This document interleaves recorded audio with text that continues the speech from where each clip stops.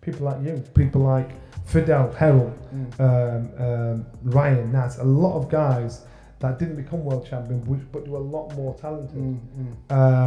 And the reason why I went to gym was to make friends. Not to fight. The downside of going to the boxing gym was actually having to box. Did they laugh at you though when you were sparring? sparring? Oh my God! Laughing at you, taking the piss out of you a lot. They didn't laugh behind my back. They laughed in front of my face. Wow. They told me I was rubbish in front of my Laughing face. and pointing. Yeah. Honestly, and then when you'd be in the ring, you'd be up there. We used to have people come in the gym and help out, and I could hear him saying, "Watch this kid, he's crap." I could hear him talking about like, but because boxing didn't define me, that my identity wasn't boxing. Boxing was something I did. So I didn't take it personally if I won or lost. And maybe I should have done because it probably hurt others more than it hurt me when I won and lost. So to me, it's learning on the job.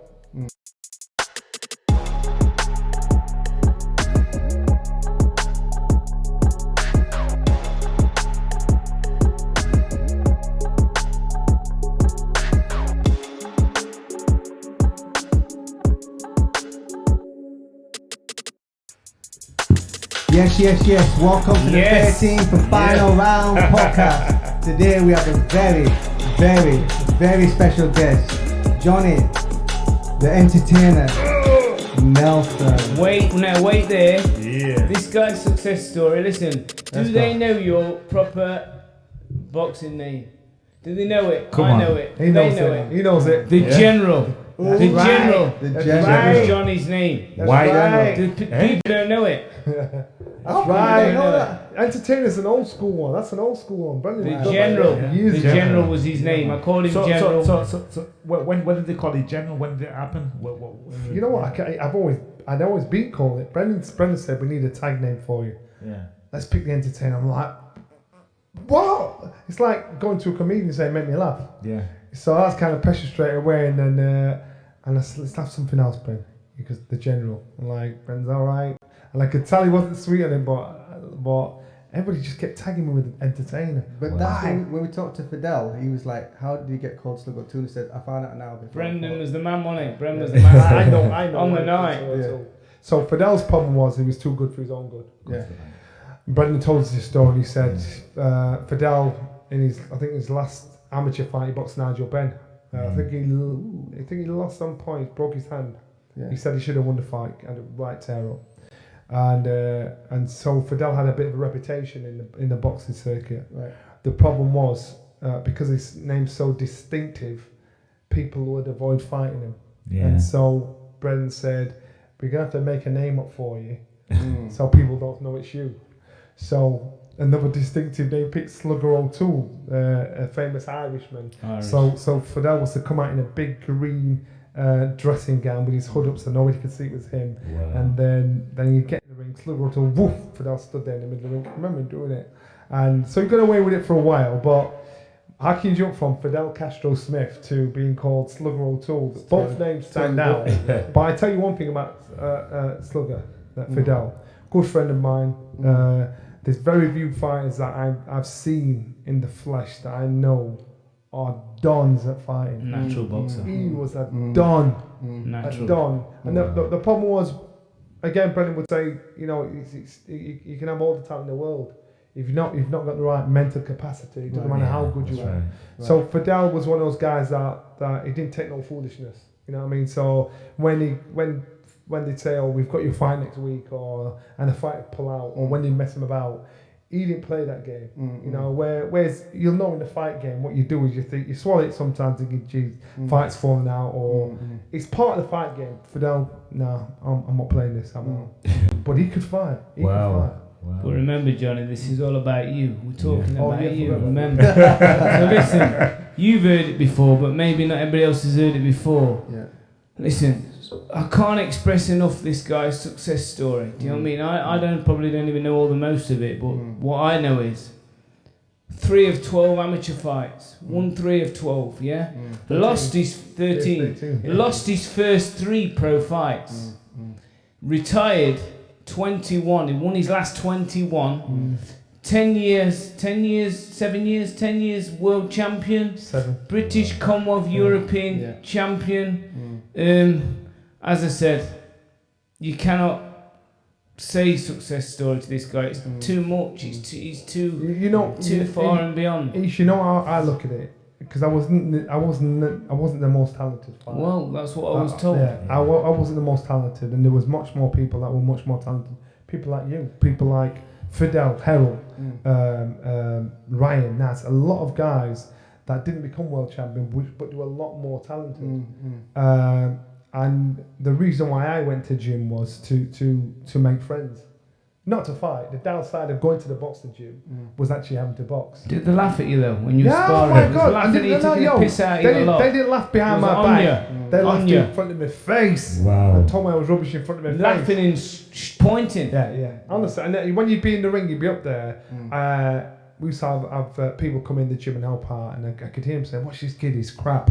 I could hear him talking about like, but because boxing didn't define me, that my identity wasn't boxing. Boxing was something I did, so I didn't take it personally if I won or lost, and maybe I should have done, because it probably hurt others more than it hurt me when I won and lost. So to me, it's learning on the job, and that was it. And it was about confidence and self-belief. And Brendan said, "You're not going to come good until you're in your 30s." And I'm thinking, I don't want to be doing that when I'm an old man. That's old. Super dedicated guy. Yeah. And he just said, when you're 30, he said, "You're mummy's boy," which I didn't mind. And so my achievements wasn't my drive to an ambition to be a world champion. It was probably my stubbornness and to actually do something, because I left school, I didn't have no qualification, I was walked out of school, didn't do my exam, my reading and handwriting were that of a 10-year-old, but I was good with people, and I think Andrew and myself mentioned earlier, there's certain things they don't teach you in school. You don't teach you common sense in school. Brendan taught you how to think, not how to remember. Schools teach you how to remember. Good way of putting it. Good way. So then what you do is you can think on your feet. You can assess things, use common sense. And so that was my education. My education didn't really start until I left school, until I went to the gym, and then it was the best education. Now looking back on it, but at the time it was the worst, because you saw the good and bad side of human nature. You saw people could be cruel. They could be two-faced, it could be horrible. So when you were fortunate enough to meet somebody that you could trust and put your faith into, then you held on to them. I was fortunate enough, and I always said it, how lucky was I to be in a gym where Brendan Ingle was.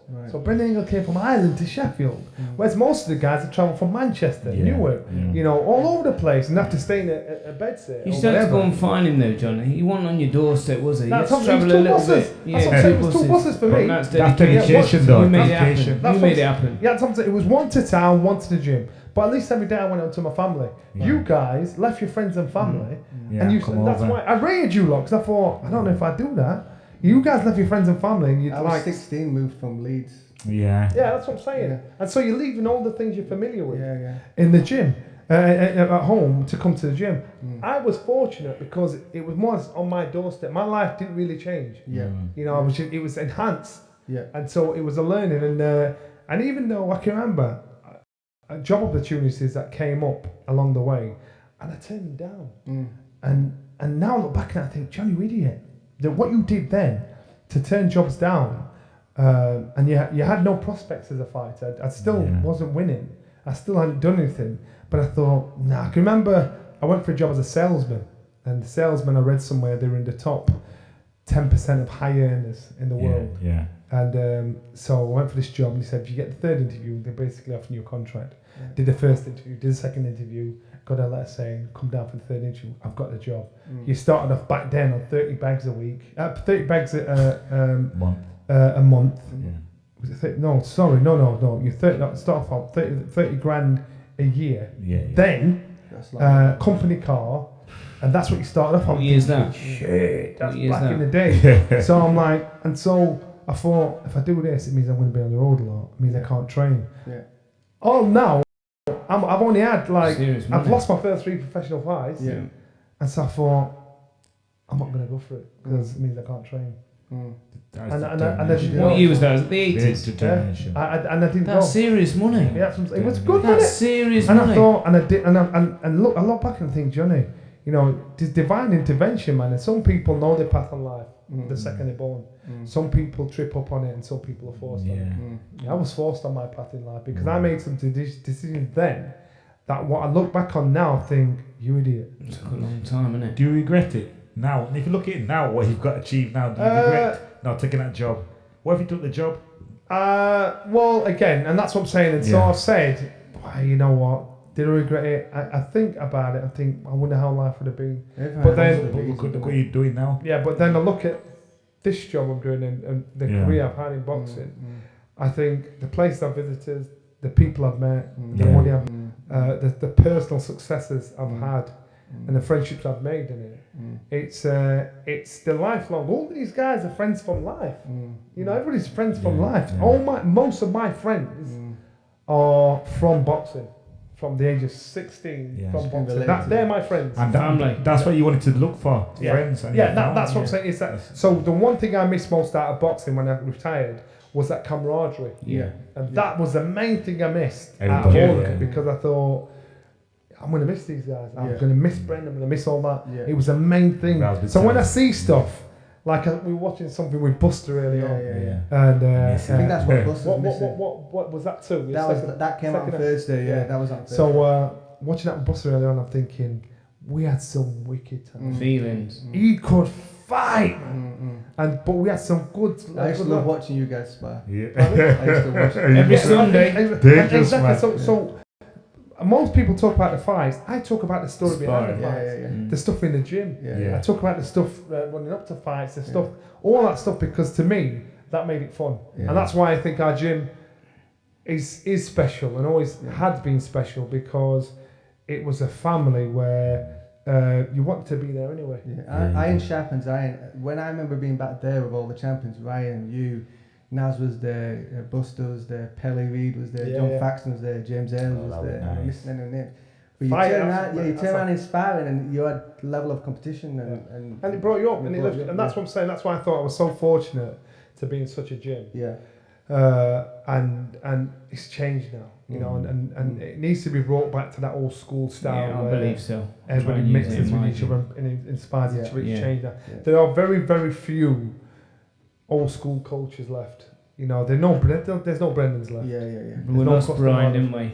I mean, in world boxing. A lot of guys will go to college and university and come out with some letters after the name and instead of a trainer. They ain't a trainer. They've just got some education in how to lose weight, get you fit. That's right. The philosophy behind boxing. That's every episode we talk about. So what I do now, I'm a strength and conditioning coach. Now people with nutrition and everything, general public as well as fighters. But people think me being that wouldn't say the next statement, but I think in all sports, especially boxing, we don't have teachers anymore. Exactly. Everyone's going to sports science. That should be added to what the teaching element has to be specific to the sport. And this is why I say in boxing, in any sport, it's not just about physically getting into condition, it's about mentally getting into condition. So Brendan the Taker's on walks all the time and he talks, and at the time I'm thinking, why are you telling me about Floyd Patterson? Why are you telling me about this? What about me? But he was educating the mind as well, and so when you train your mind as much as you train your body, that's it part and parcel. That's why now when I say to guys that are training, you know, if you've got a fight coming up, don't be running with your earphones on. You know, you take them off, man. Listen to your body. Have that argument with yourself when you're tired or when you got a little nickel. Have that argument so your mind gets used and comfortable with that uncomfort. Because when you're in a fight and you're getting 6 rounds in and your mind starts to drift, that's when you get knocked out. It's true. Wow, so you've got to train your mind. Train the mind is just as important as training your body. Brendan trained your mind as well as trained your body, and there are people don't do that now. They'll think, I've done my bit, you're gonna, and that's why the caliber of fighters is dropping massively.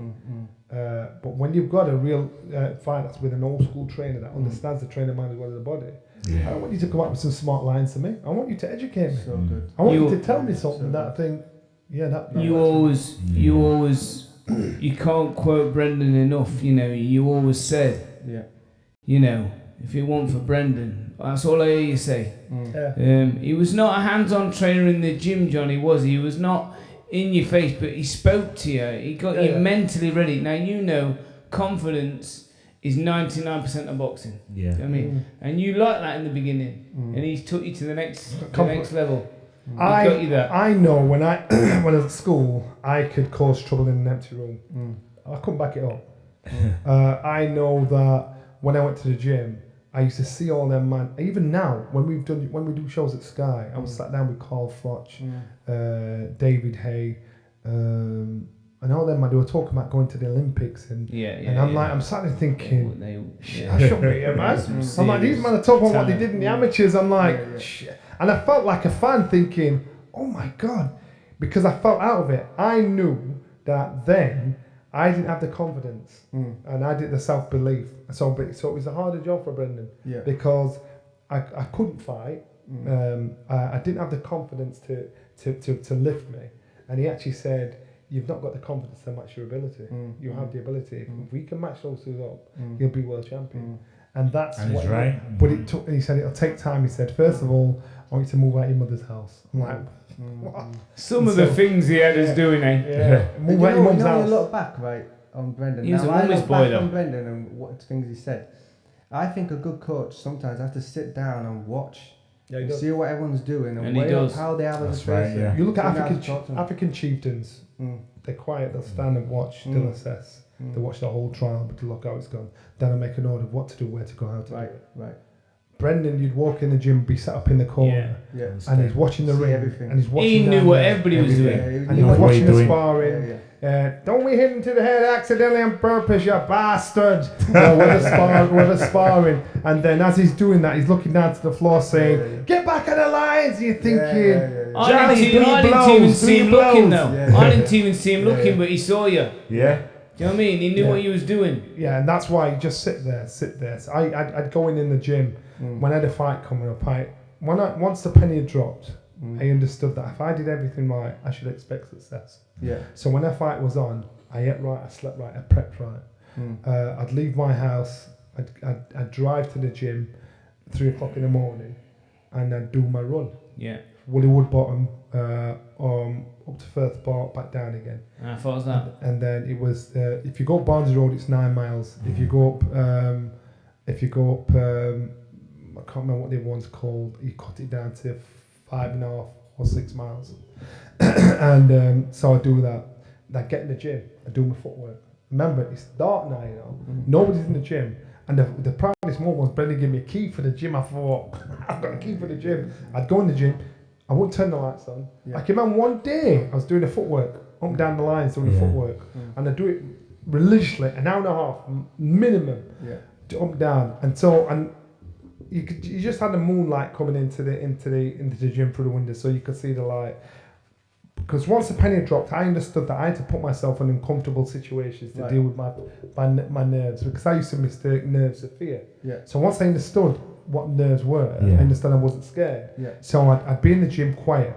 All you'd hear is the swing of the bags or the window blower door, but I'd be up and down the lines doing my lines in the gym, like left to right, and you hear the pitter-patter of the feet, pitter-patter, pitter-patter, pitter-patter. So you know you've got it right. And I could do that religiously. The door would creak open, and Brendan like, "You're all right." "Yeah, Bren, all right." Shut the door. And leave it there. I'm thinking, go out to bed, man. It's 4 o'clock. Any man. What's Alma think of you getting out of your bed this time of night? So I either looked out his window, seen my car outside the gym, walked across, looked round, and that's it. And I just thought, you know what? He knows if he's telling me, Johnny, we're doing this, you don't have to check on me. Yeah. But any man, Johnny, any man that can train on their own, special. Telling you, if you went in that gym for an hour and a half on your own, how do you do that? How do you maintain that concentration? But no, he didn't just do it once. That was every day. People didn't even know he was there. People come in at 7 o'clock. All you see is my butt wet sweat print on the floor. But that's what I'm saying, and that's what the one thing I learned when I say the penny dropped was mental. The mental side is as important as the physical side. And when I realised, when I used to lose all the time, I thought I was scared. And when I'd hear guys at the gym knocking man out, saying, "Yeah, I did this," I'm like thinking, "Why are you doing that?" And I'm not saying it, but I admired them. I'm like, so I'm thinking to myself, why am I not like them? Why do I not think like them? We're doing the same training. We're in the same gym. We're getting trained by the same guy. Why do I feel like I feel? And the way they're talking. And so it wasn't until we looked at every box and then, and Brendan's talking to me about Floyd Patterson when he used to go to a show and he'd have a disguise in his bag. So if he lost, he'd want to put this hat on and the sort of dark sunglasses and the mustache on, come out the back door. But you'd see Floyd Patterson up front of the world heavyweight champion, you think this man's a god. But then he said it's about having mental strength and discipline. And so that to me was more important than anything. So if I could concentrate and be in the gym by myself, train by myself for an hour or whatever, do that little bit, then I know I've trained that. So I know there's no man going to outfox me in the gym mentally because I've got the discipline to do that. But we all can do it. There's a quote that stuck with me for the last 25 years that you used. I always thought it was a Johnny Nelson quote, and then I heard other people use it. You always used to say, what your mind can conceive, your body can achieve. It was a Johnny Nelson quote. Was it? Is it a Johnny Nelson quote? Yeah. TV. Is that right? Because you were the first one that I ever heard say that. I've heard loads of people say it. And that's what, but the thing is, that's what I'm saying. It's for any athlete, anybody. It's not even an athlete. It's, people in work, people in families, people at home. All these are transferable skills, and boxing teaches you so much about yourself, about you as an individual. Yeah. And that's what, if you can think it and you can see how it's done, you can do it. If you can't see how it's done, how are you going to do it? So you've got to figure out. It don't matter if you don't see it, you don't see it, you don't see all these things. As long as I can see it, it doesn't matter, nobody else can. And then when you do it, then you set the path for everybody else to do it. Think, that's how we did it.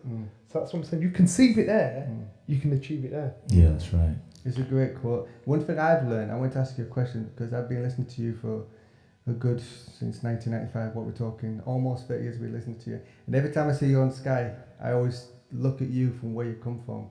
And I always feel like, it's good to see a good guy come through. I feel like you're winning. You know, the gym's winning. And because I know the backstory behind it. But I wanted to ask you a question. What I've discovered in my life is self-confidence and self-esteem are two different things. You see a lot of people portray confidence, I could do this and do that behind closed doors. I don't really believe it. The self-esteem needs to be worked on. Would you say that that's something you worked on, the self-esteem? With everything. Yeah. As I said, I wasn't the most talented fighter in the gym. I mean, physically. I've got to stop you there though, because you had talent. Oh, he was talented. Yeah, that's what I'm saying. I wasn't the most talented. No, but you did. You became talented. You did have talent. Definitely had talent. But that's what I'm saying. So to put this into practice, I needed to believe it. So that had to get strong. Not talent. Yeah.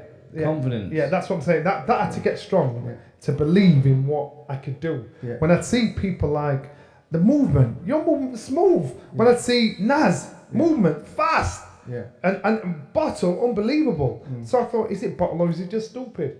You know what I mean? Harold Graham, badass. And for that, when I used to see all that man in the gym, and I'd pick things off everybody.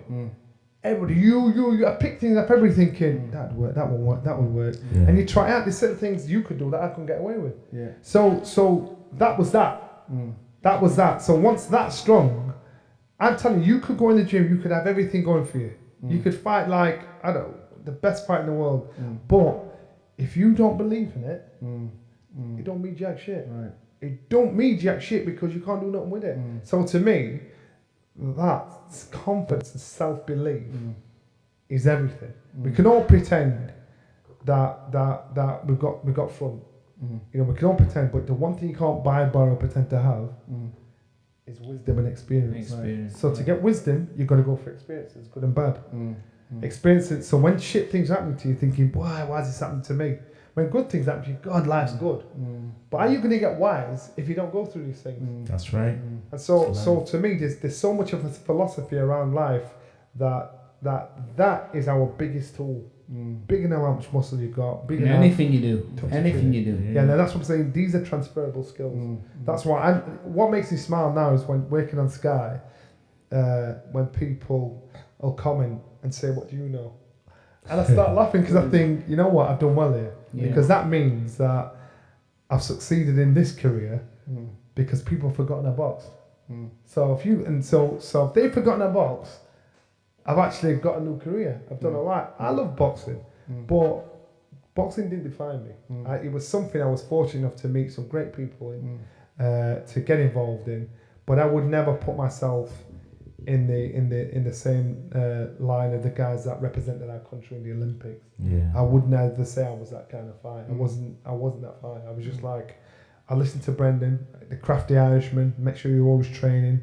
Make sure you're always gym fit. So when fights came about and fights fell through, You're right. Brendan did say, "Are you ready?" Yeah, I'm ready. You know, and the amount of He times was always ready. always ready. And the amount of times I won titles because of that philosophy. The amount of times I beat people that I wasn't expected to beat because of that philosophy. You still miss Bren? Oh God, like mad, and that's why with Brendan, I can talk about it now without blubbering. Yeah. But Brendan, he was that father figure that I used to get jealous when I'd see, not jealous, envious of Dominic and John and Bridget and Tara, and when they'd be walking home, the house is only across the road, and I think, your dad. Can you imagine stuff you tell me? Now to them, it was like, oh, Dad, shut up, because they get it all the time. Yeah. But to me, you know, Brendan, he'd phone me up at night time. We'd be on the phone for an hour. Yeah. I'd be away as a sparring partner. This guy, I can remember my dad saying, "Brendan, you're brainwashing us," and Brendan said, "Correct." He said, "Positive brainwashing," because I remember I'd be out as a sparring partner, and you'd be sparring with people, and one thing he said, "Don't beat him up, otherwise you'll get the psych, and you might fight him one day." And the amount of times that worked out so well. Oh, smart! I won the European title that way. Yeah. I got a crack for the world title that way. Won the British title that way. On my first time round. So to me, it was like, I can remember boxing a guy. I won the British title, and there's a guy called Stringfella from Chesterfield, round the corner. Chesterfield stroke Bolsover. Proper miners town was. And in the amateurs, Bullock, his name was Ian Bullock. And in the amateurs, he beat me in the amateurs. I think I got disqualified actually against him in the amateurs. Both turned professional. I won the British title. And remember, at this point, when I won this British title, you might look at John Nelson and think, he's British champion, he's best in Britain. I just thought I was lucky. I just thought everybody else was crap. I didn't think I was good. I thought I was lucky. This was my mindset, and it had to change. I always thought I was lucky because I thought they were rubbish. I didn't think I was good. I just thought they were rubbish. Right. Anyway, came to fighting Ian Bullock, and the press conference in Bolsover, about 6 miles up the road. Right. And Brendan said, and when I boxed him in the amateurs, I can remember them shouting, "Watch it, Ian! He's got a spear down his trunk, black bastard, black bastard!" Woo, woo, woo. I got all this stuff from the crowd when we were boxing the amateurs. And they were going mad.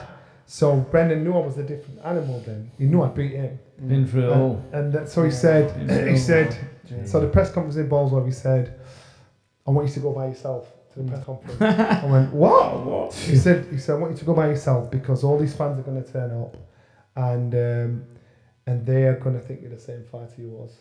He said, "I want you to surprise them." He said, "Put your nice long coat, I like a cashmere coat, long coat on, shirt and tie, put your suit on." Jack Johnson, really Get yourself up. That's up his there. man, or Jack Johnson. Get yourself up there by yourself. Do not take a friend. Yeah. He Smart. said, "I'm not coming. Go by yourself." I'm like, smart. That's awesome. So I drove up there, and he was so right. He goes, and they'll say to you, he told me what they say. Anyway, drove up there. They're all outside. All these fans, these same people that will give me monkey chance when I boxed in the amateurs. And lost in the amateurs, disqualified. We went inside and sat down with the press conference. Now my man's bossing. He's thinking, it's in the bag. He's got the British title. He's got it no matter what. It's me. You know, he manhandled me before. And so 2-2s, as Brendan said, he said, a guy shouted, "So Nelson, where's Ingle?" I said, "Oh, Brendan's busy today." He said, "You mean he knows you're going to get beat? That's why he's not come up with you." That's why he's not come with you. He said, "What kind of manager does that?" I said, "Well, you know, I'm going to give it me all." And so they're laughing, jeering, laughing. Anyway, press conference over. Man's having to squeeze out through the crowd to get. They just stood there strong. I was having to squeeze out to the crowd to get into the crowd. How old was you? 22. So I got in the was car. you a young 22 though? Yeah, I was a baby. Yeah, 22. yeah. I was a baby 22, and so I anyway got out of the press conference, came back, told Brendan, he started laughing. He went marvelous. Right. Came to the fight, boxed in Stoke, and it was around the time when they having trouble with the miners and everything, and so the place was packed out, absolutely ram-packed, and absolutely mullered this guy, smashed him in 3 rounds. Boxed him or just took it to him? Took it to him. Yeah. You know why? 3 southpaw, knocked him out in 3 rounds. Taking My count. man was hanging over the side of the ring. Gee. It was gone, and they went mad. All writing on the top of the place, because they in their head, my man's gonna beat me because he beat me in the amateurs. This time I proper manhandled him, knocked him out. It was out cold. It was a scary knockout. And they had to rush us back to the dressing room. So when in the dressing room, you can hear police cars outside, pure noise outside. We must have been there about an hour. Brendan said, we'll go out the back door. So went to go out the back door. As we went to go out the back door, he opened the fire exit. There's a big handprint of blood on the wall. He went, you know what, we'll just wait inside a little bit. Wait a bit longer. We must have been there about 3 hours before we could leave the place. But it's about mental warfare as well. It's not just about going in someone's face and shouting and screaming at them or trying to make out as though you're a bad man. You've got to know how to beat somebody before they know they're beaten. You know, you've got to know how to deal with somebody mentally. You got them. That's why you get fighters now that get in the ring and they'll shout stuff to each other, wind each other up. Because the art of fighting is, I want you to think about me. I want to be your obsession. And so if that's the case, it stops you. And I want you to get you angry. So if you're angry, then you're not going to think about throwing 250 shots around or moving to the left or back up. You're going to think, I just want to smash his face. That's what you did to Carl Thompson. Yeah, Carl Thompson. Yeah, and Carl Thompson won the WBO title off. Yeah. And I felt sorry for Carl because it was like proper easy pickings, and he's actually a nice guy. He is. And I was in training camp for that. Yeah, man. I used to. There's so many stories behind that fight. It's unbelievable. Oh God, yeah. So in the build of that up, fight, everything is really good. It's crazy, man. Yeah, there was a lot of stuff happening. Was you 31 then? Yeah, in the gym as well. There's stuff happening. Yeah. Yeah, so in the gym, Brendan and Naz split up. Yeah, all happened. I was going down to sign the deal with Frank Warren. Naz is phoning me saying, don't sign it, I've got you a better deal, 6-fight deal with HBO, and like this time I'm on the train with Brendan, and I've got to speak for, don't do it Johnny, I've got you a better deal, because Naz has left Frank, Naz has left Brendan, he wanted me to leave. I'm thinking, you know what, Naz, you know, we're supposed to be friends, you know, the stuff you're doing, man, it's just shitty. I'll never forgive some of the stuff he said and did, I'll never forgive him. When I see him, I'll say hello. But you don't. Some of the stuff I can tell you that. When you last see him, John? Yeah. When you last see him, long time. Not seen him for a while. But when I see him, I'm all right. That's it. That's it. Because to me, I just think it's a shame because those years when we were together in the gym were the best years ever. Best year. He's a funny guy, you know. But and I said to Brendan once, has money changed, Naz? And he said, no. Money just magnifies who you are. It's not changed it. Yeah. And I'm thinking, I can remember the build to the Thompson fight. Naz was trying to get him here to pull out to do a deal with him, which didn't exist.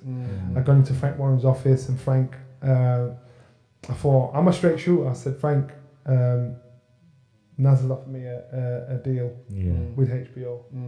Because Frank said the deal for the what we're doing. I said Naz offered me a better deal with HBO. And Frank's was cool. He said, all right. He said, are you going to take it? I went, no. He went, good answer. Now be quiet.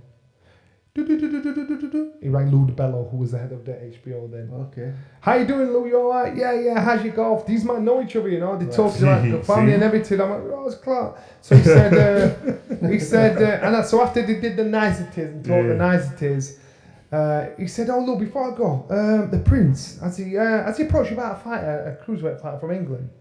And Lou said, who? He said, a guy called Johnny Nelson. He went, who's that? He said, no. He said, you sure? He said, what's his record? He told him a record. And Lou said to him on the phone, I heard the conversation. He said, Frank, why would I sign a British fighter that's not unbeaten?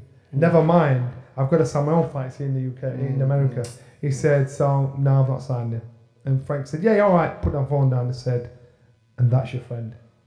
So as in Naz, he says, and that's your friend. That's it. He said, But Naz sponsored the opposite corner. Yeah. So what about that? So Naz is trying to get the back at Brendan and pissed off and everything. So he sponsored Carl Thompson's team. They were very got more close. to get him with the t-shirts and everything. Prince Promotions. Prince Promotions. Close that Eric I was in the same camp. Madness.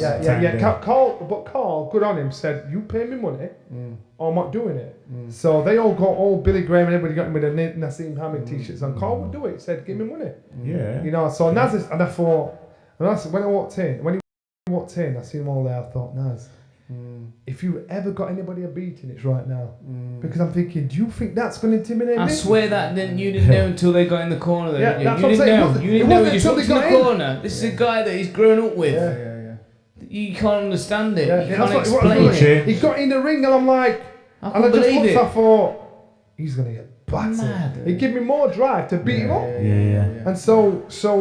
And what he did was he was naughty. He was naughty. And listen, we were young. We've all made silly mistakes. We've all made silly decisions. And I'm saying a lot of things that Naz did in our friendship. I'm saying I put it down to the ignorance of youth. So I know I hold on my list. I just think he just made some stupid decisions. But with Carl and the fight, I knew that he wore his heart on his sleeve, so I had to get him mad. I had to get to a point where he hated me. And I used to watch Carl all the time when we used to go and watch box. I said, boys, come watch this guy. He's bad. Proper tough man. You're very tough. Proper tough man. Yeah. So I spent a bit of time in Manchester training. with him. And I used to watch him spar. And he's fit as well. Yeah. He looked like he was tottering, like he was, but he won. There was something about him. That's what I'm saying. It was ex-Thai he was boxer. dangerous. He was there. He was ex-Thai boxer. I know. And that's what I'm saying. And so that's why dangerous. I know with Carl, I've got to do that in because I know he's going to be fit. And I'm fit. Strong. He's going to be strong. Right, so I've got to do that in. I've got to get him angry. So again, remember, I was at school. I could cause trouble in the empty room. I come back up. Now I've got the art of causing trouble. So and this time I knew because I'd been through so many ups and downs up to this point in my career. I boxed for a world title twice. I drew once, lost once. I'd had some stinkers. So when I'd been away for 6 years in France and Germany as a sparring partner with the best, I had gained that much experience, confidence that I knew, as far as I was concerned, that was the best cruiserweight in the world. It was just unofficial. So when I got with Carl, in my head I thought, you're gonna have to take me out on the stretcher to lose this. I can't see how he'd lose. So we're going to the press conference. We're driving up Newman Road to leave, head over to the press conference, and I'm in the car with Bren. I said, Bren, people are saying to me, Pele Reid and John Thaxton, I was in the gym, I was training one day, getting ready for a press conference, and they said, and I could see they were big fans of Carl's, and they're former kickboxers as well. So he must have been a god in their school. And hope Pele for Birmingham. So they said to me, do you think you'd really beat him, Johnny? I went, yeah. You know he's tough, don't you? Yeah, you know he's strong, you know he's fast. And I'm like, they're talking like a proper couple of fanboys. I'm like, so obviously I knew they thought he'd win. I said, I can't say I'd win. All right. Anyway, got in the car with Brendan. I said, Bren, am I missing something? He said, what? I said, I don't see how Carl would beat me. But people are thinking he's going to beat me. I didn't grasp Pele and Jonathan. No. And he said, John, as long as you believe it, doesn't matter. I know. That's right. Got to press conference. Yeah, that's right. When I got to press conference, now I've got to get him mad. So the promoter's there, Carl's there, Billy Graham, I was there, Brendan, John Ingle. And as we're there, which was cruel. I must admit it was a cruel thing to do. I did apologise. Probably 8 years afterwards because he wouldn't talk to me after this. And I said loud enough before the press conference started and all the pressmen are getting ready. I remember seeing Carl in a club in Warrington called Mr. Smith's. Wicked dancer. Yes. And he don't remember me. And there was this girl I was checking and he was trying to chat the girl and the girl told me, she said, there's a boxer over there. I asked him if he knew you. He don't know you. I went, all right. And this before we even knew each other and I'm watching Carl. So Carl was, and I thought that's his horn. Loves dancing. And so I knew that club. I knew Mr. Smith was around. So anyway, so I went forward to John, loud enough, so Carl's there. I said, John, I was in a club the other day, what's it called? Mr. in Warrington. So now it's something familiar, clicked the pictures, Warrington, Mr. Smith.